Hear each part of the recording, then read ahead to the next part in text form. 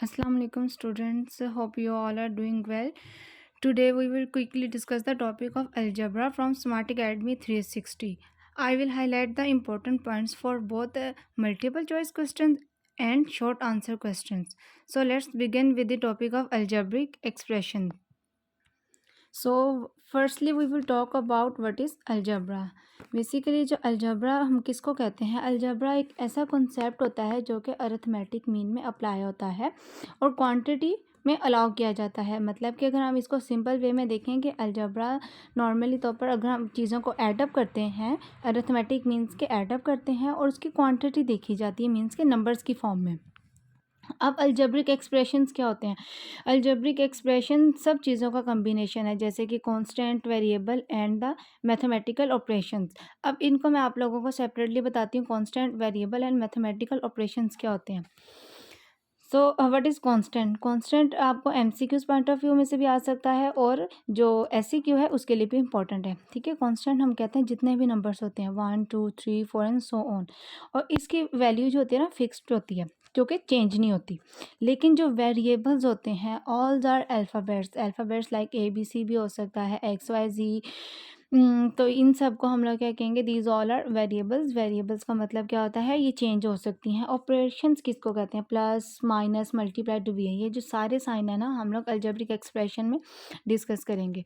और algebraic equation किस तरह से लिखी जाती है, जैसे ये मैंने एग्जांपल दी हुई है कि अगर हम इसमें देखें जो हमने ऊपर इम्पोर्टेंट पॉइंट्स पढ़े ना, constant, variable, operations and algebraic equation, इनको हम कैसे डिस्कस करेंगे। जैसे ये मैंने लिखा हुआ है कि 5 multiply plus 9 is equal to 12। इसमें जो 9 और जो 12 है दीज ऑल आर कांस्टेंट, और जो plus minus multiply division these all are operations. XYZ ये सारे इसको हम कहते हैं वेरिएबल्स। लेकिन यहाँ पे एक न्यू टर्म आ रही है, व्हाट इज़ कोफिशिएंट। कोफिशिएंट जब कोई भी वेरिएबल के साथ कोई भी नंबर लगा होता है ना, उसको हम लोग कहते हैं कोफिशिएंट। ये आपको मैं आगे बताती हूँ कि कोफिशिएंट किसको कहते हैं।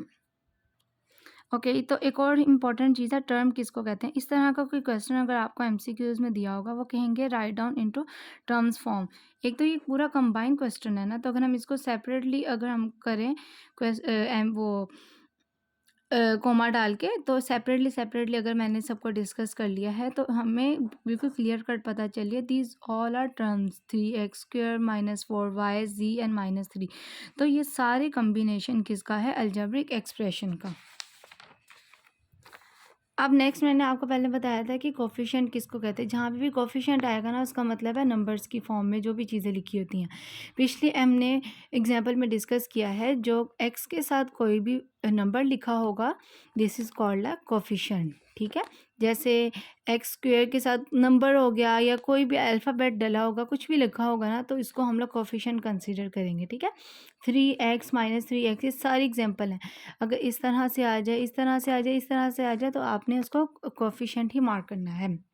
नेक्स्ट क्या होता है? फैक्टर। फैक्टर का मतलब मल्टीपल पार्ट। ये डिफरेंट पार्ट्स में इनको डिवाइड किया हुआ है, लेकिन अगर ऐसे कंबाइन करके चीज़ लिखी होगी ना, हम इनको सेपरेटली कैसे डिस्कस करेंगे। नंबर को मैंने अलग कर दिया और बाकी इन वेरिएबल्स को मैंने अलग कर दिया। ये तो हमें पता है, इसको हम लोग नंबर ही कहते हैं। नंबर मीन्स के न्यूमरल फैक्टर, और ये जो सारे वेरिएबल्स होते हैं लास्ट मतलब याद रखना है, इसको कहते हैं लिटरल फैक्टर्स। ओके, तो नेक्स्ट हमारे पास एक इंपॉर्टेंट टर्म्स हैं, like terms and unlike terms. ये आपको हेल्प आउट करेंगी अगर हम एडिशन, सब्सट्रैक्शन, डिवीजन या मल्टीप्लिकेशन कोई भी क्वेश्चन करते हैं ना, तो उनमें ये आपको बहुत ही हेल्प करेंगी।